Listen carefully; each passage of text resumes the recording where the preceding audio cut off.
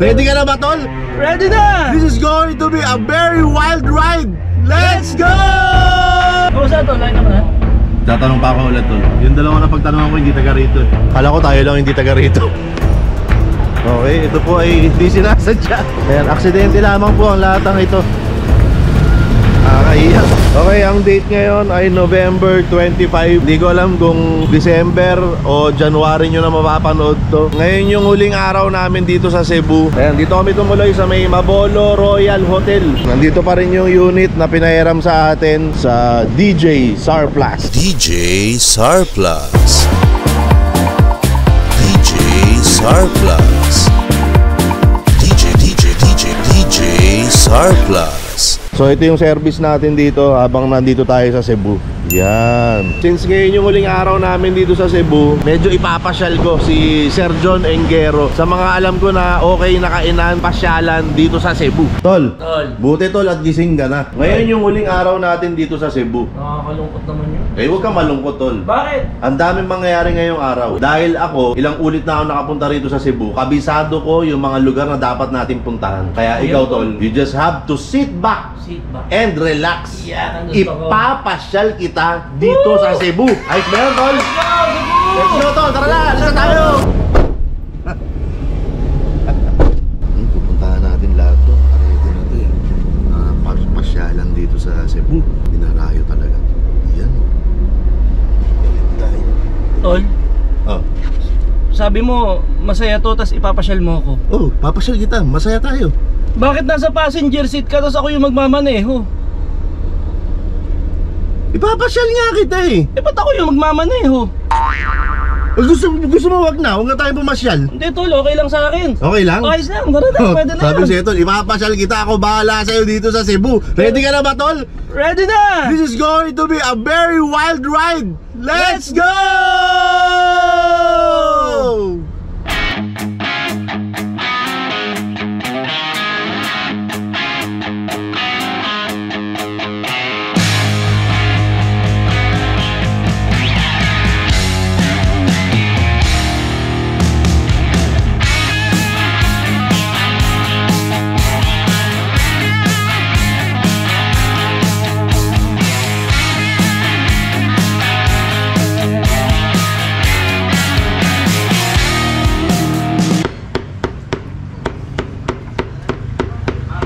Eto tol, ito yung pinakauna nating stop ngayon. Ito yung tinatawag na Del Paz Tungolan, tol. Sikat na sikat tong lugar na to dahil nga sa tumbong at sa iba't iba pang mga laman loob na ino-offer nila rito. Medyo malungkot lang dahil wala pang available na tumbong nung dumating tayo, tol. Kaya ito muna yung in-order natin. Ito yung tinatawag na ginabot yan, tol. Mukhang masarap yung ginabot ko. Oo, tol. Mukhang masarap po. Ngayon testingin natin to, tol. Testingin natin. Ako nakain ko na to, pero ikaw first time mo kakain dito, tol. First time. Yeah, tol. As of the moment, wala pa akong idea sa lasa. Yan. Kain tayo, tol. Yan, tol. Ginabot yan, tol. Kain tayo, tol. Gigil. Ano na?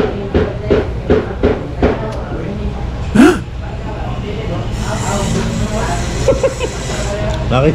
Ang sarap! Ang sarap, tol! Kaya dinarayo to, tol. Ang sarap nito!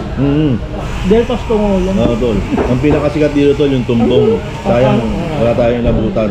Kaya mas may dahilan tayo, tol, bumalik next time. Tanghali na tayo umalis. Tanghali ka kasi gumising. Sorry. Unang stop pa lang to, tol. Uy, ang saya pala talaga eh. Oo, tol. Okay lang sa akin pag drive-in mo eh. May kasunod pa to, tol. May kasunod? Oo. So, kain muna tayo ng konti. Kain muna tayo, Tapos lipat tayo susunod. Hindi tayo papakabusog. Tol, bago ka mag-drive. Oy, kailangan natin ito, tol. Oo, tol. Pineapple is Yan. nakakapagbababa ng cholesterol. So, pineapple okay ito kasi rich in fiber yan. May scientific explanation Science ba? talaga yun. Science talaga. Talagang ang pineapple juice is tested na nakakapagbababa siya ng, alam mo na, nakapag-normalize ng Blood cholesterol and pressure. Yan, okay. Lalo na kung kumain tayo ng medyo fatty foods. Guys, para sa mga te-testing ng mga ganyang pagkain, ginabot, tumbong, o kahit na ano pa dito sa Cebu, ang sikreto dyan para tumigil ka ay tumayo ka. Hindi mo matitiis yun na nakaupo ka pa sa may lamesa tapos nandun yung pagkain. Hindi mo matitiis, kukuha at kukuha ka. So ang sikreto para tigilan mo ay tumayo ka na, umalis ka na sa lamesa mo. Tip lang yun. Okay, biyahe na kami ulit. Let's go.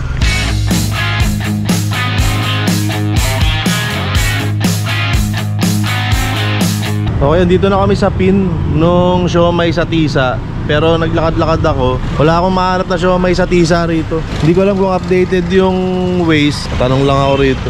Ate, saan po yung siomai sa Tisa? Hindi po. Okay po, thank you. Kahit pala sa Cebu may ganun, no? Yung, hindi ko po alam, di po ako taga rito. Kahit saan lugar naman siguro may ganun. Oo, saan to? Lakita mo na? Tatanong pa ako ulit, tol. Yung dalawa na pagtanungan ko, hindi taga rito. Kala ko tayo lang hindi taga rito. Sir, excuse po.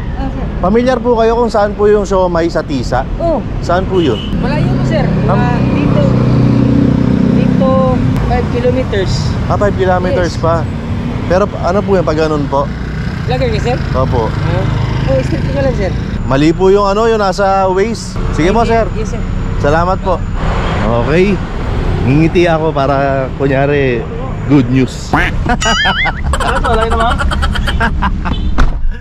5 kilometers pa raw, tol.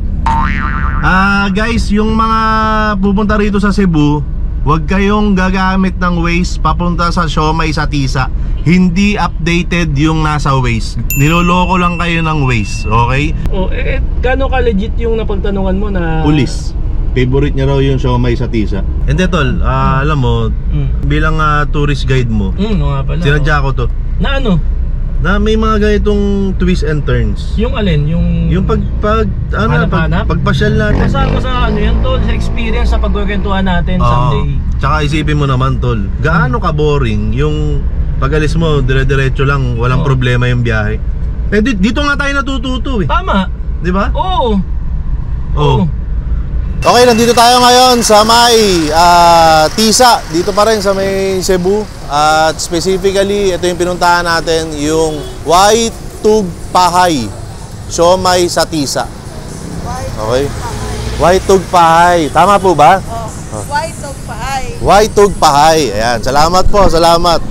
Hindi ko alam kung ito yung pinakasikat, pero ito yung pinakauna naming nakita. Siomai sa Tisa. So, ang daming siomai sa Tisa. Hindi ko alam kung magkakapareha sila ng lasa. Malamang magkakaiba, pero ito yung pinuntahan namin. First time namin parehas ni Sir John na kakain ng siomai sa Tisa. Bilang first time mo rin to, anong ine-expect mo? Dahil siomai, alam ko naman yung lasa ng siomai. Yan. Dahil sikat yung siomai sa Tisa, excited ako kasi baka may kakaiba. Lalo na dito natin sa Cebu yung kakainin. Simulan na natin, tol. Testingin na natin. Tara. Tara. Ano po yung bestseller dito? Kayo po, ano pong paborito ninyo sa mga siomai nyo? Ito po. Ay, Japanese. Ito, isang regular, tsaka Japanese. Yan. Tapos isang ganito pa po ulit. Magkano po ate? Dito po ba bayad? O, dito. Okay, pag order, syempre magbabayad. Ayan, no? Siomai sa Tisa. Yan, first time ko makakatikim nito. First time mo rin, tol. First time din, tol. Sige, tol, tikman muna natin to. Wala mo nang halong kahit na ano. Oo, syempre para makuha natin yung talagang lasa. Sige, tol. Ano tayo? Doon tayo sa original muna. Sa original. Sabay tayo, tol. Sabay. Sige, tol. Sabay natin. Ito na, siomai sa Tisa. Testing.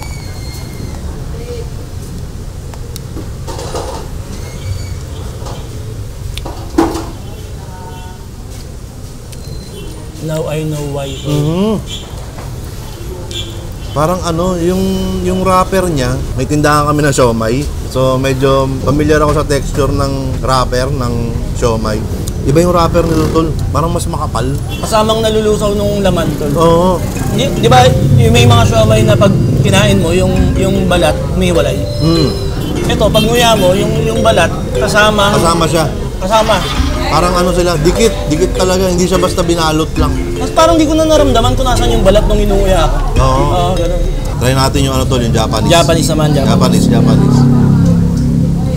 Testing, Japanese.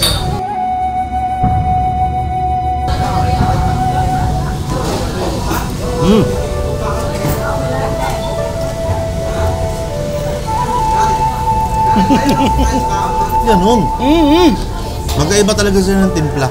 Hindi siya basta, kasi minsan may mga natitikman ako na Japanese siomai daw. Pero yung laman niya, same timpla lang nung original. Pero ito, iba talaga timpla na ito. May pagka-Japanese talaga yung timpla. Tsaka yung seaweed niya, yan, balo talaga. Sarap, tol. So may another reason na naman ako sa'yo para mag-thank you. Uy, may another reason na naman ako sa'yo, tol, para magsabi na walang anuman, tol. Maraming salamat. Walang anuman.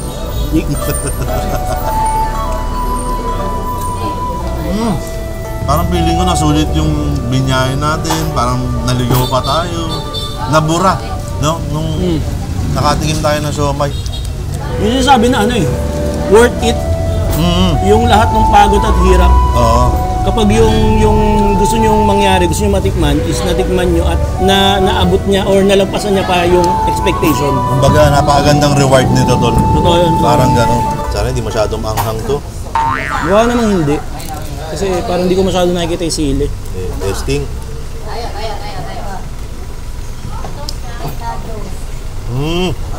Okay. May anghang pero hindi sobra. Ako naman, napapakanin ka, no? Parang kamukha mo yung nasa commercial ng Chowking. Sulit ang biyahe natin, tol, papunta rito sa Waitug Pahay na siomay sa Tisa. Nag-enjoy ka ba? Enjoy! Hindi pa tayo tapos. Bakit? May next stop pa tayo. Ano yan? Kailangan natin puntahan muna. Pupuntahan natin yun, tol. Kainin muna natin to. Biyahe na tayo ulit. Sige, tol. Sige. Tol! Galing tayo ron sa siomay sa Tisa. Sarap. Enjoy mo ba? Sobra. Sa tingin mo ba, babalik tayo ron ulit? Babalik-balik. Oo. Balik tayo ron ngayon, tol. Huwag muna ngayon. Hindi, ngayon nga. Ngayon? Oo. Ngayon na? Oo. Bakit? Hindi ko nabayaran yung soft drinks tsaka yung tubig. Seryoso ba yan? Seryoso. Bumalik tayo ngayon, tol. Babalik tayo ngayon, tol. Babalik tayo? Oo. Let's go! Isang mabilis, balik tayo kagad. Let's Sa go! siomay sa Tisa. Let's go. Kalimutan ko magbayad. Balik na lang ako rito, tol. Okay. Okay. Okay, ito po ay hindi sinasadya. Ayan, aksidente lamang po ang lahat ng ito. Okay, lakad mabilis mga kaibigan. Nakakahiya. Ayan. Ate, nakalimutan ko pong bayaran yung Mountain Dew tsaka mineral. Sorry po. Ito po. Thank you, ate. Okay. Okay na. Okay na.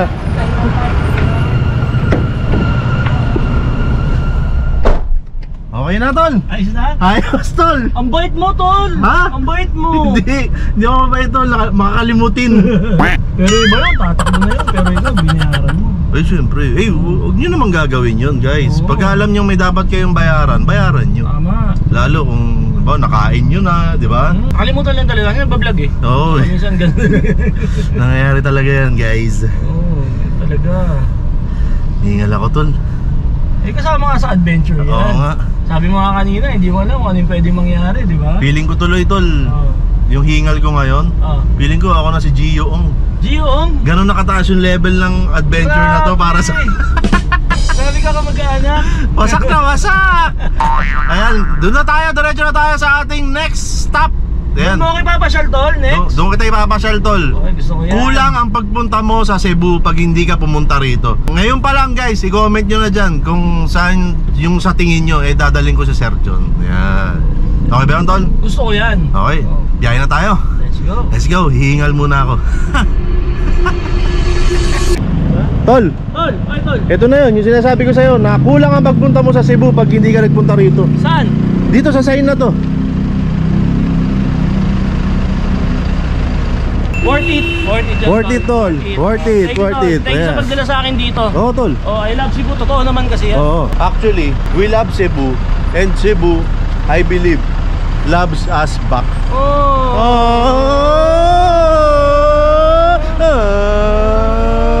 Beep, beep.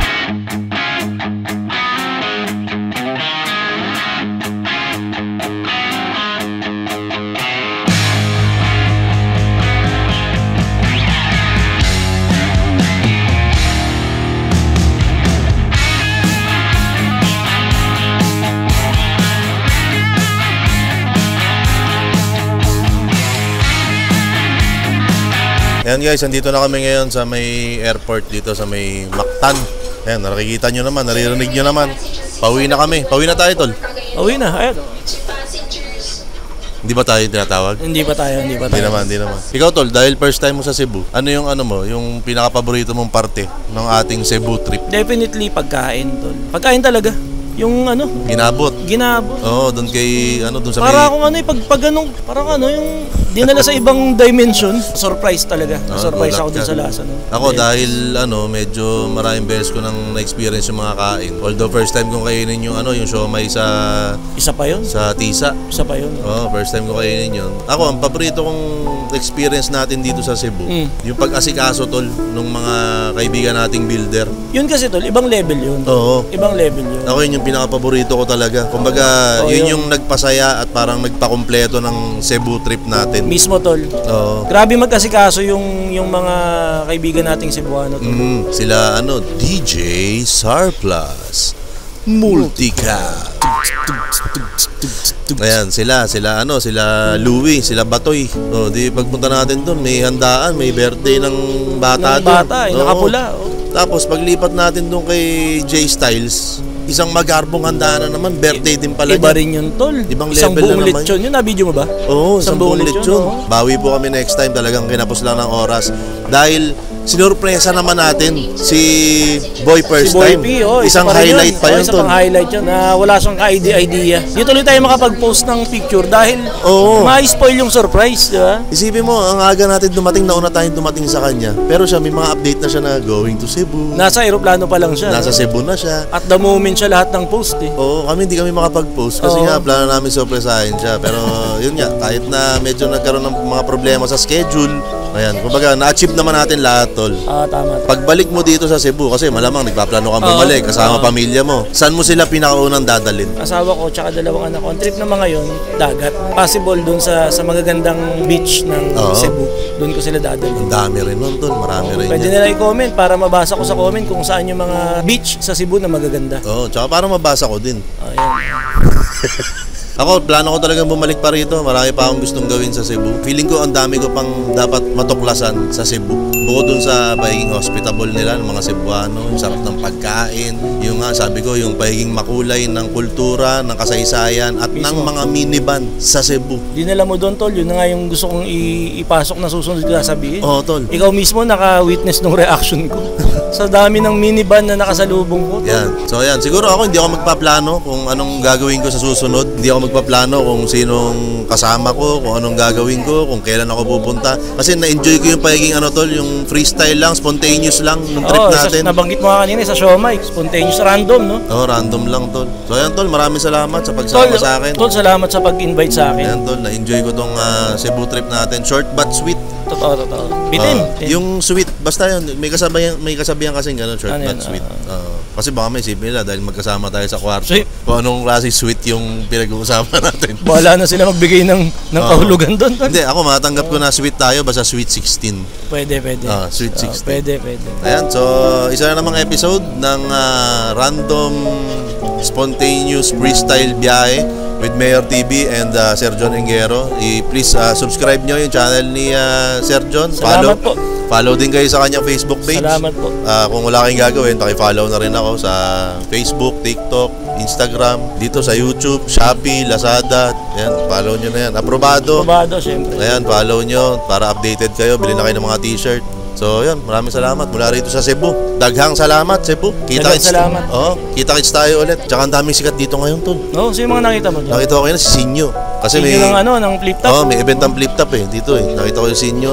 Nakita ko si Sir Mitoy, Ito'y Munting, Yunting. ultimate winner ng The Voice. Andyan lang Season siya, baka 1. naririnig ka. Baka nag-ano lang tol, ikot. Andyan lang siya, baka marinig ka. Pag marami nag-comment dito na, Mayor, balik ka ulit dito sa Cebu. Gusto namin kayo makita ni Sir John. Dadalawin natin sila. Minivan, mga Oo. ganyan. Ang dali namin kausap. Madali lang. Gusto nyo, next month kagad. Pwede. Babalik kami agad. Depende sa kanila yun. Basta maraming magsasabi na, Mayor, gusto namin bumalik kayong dalawa ni Sir John dito sa Cebu. Babalik kami agad. Pagbibigyan namin kayo. Sure ball yan tol. Delayed pa rin yung flight. Delayed pa rin.